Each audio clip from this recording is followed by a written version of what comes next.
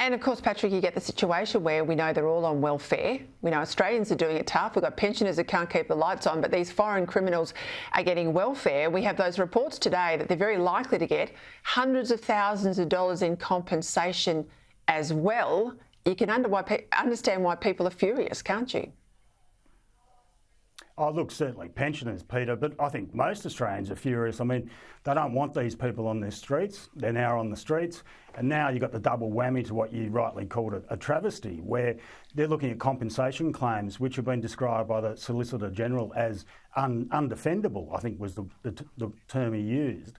And so basically we're going to look at tens of millions of dollars being paid out to these people who we don't want and we never wanted. I can understand why pensioners are upset. The cost of living, is terrible at the moment for all Australians. And here are people going to get these massive payouts for having done the wrong thing over a long time. I mean, it's outrageous on so many levels. I've got to ask you, Michael McLaren, could you take talk back? You've got an ear to the ground, particularly in Sydney.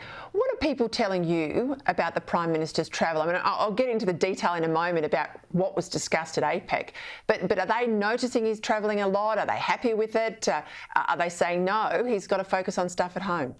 It's noted. There's no doubt it's noted. Look, the opinion is split, although by far the majority say that the travel really has to be reined in, and I think most people would concur with that. Look, if the American president invites the Australian Prime Minister to a state event, it's a pretty courageous Prime Minister that says, no, sorry, President, I'm not going to come. And in light of recent history, face-to-face with a Chinese leader, you can certainly mount the case to attend. But we're now looking at 21, aren't we? 21 overseas journeys, more no doubt to come. Some of these needn't have been delivered by the Prime Minister or attended by the Prime Minister. You have ministers, capable or otherwise, I suppose, who you could send for a lot of them, and heaven forbid we learned through COVID you can do Zoom on occasions too. So, look, the public sense, and I think some in the newspapers are picking up on this as well as obviously Talkback Radio, that there are some fires at home that need attending. And it is not a good look, if nothing else, that the Prime Minister isn't here, to use his own words, hold the hose.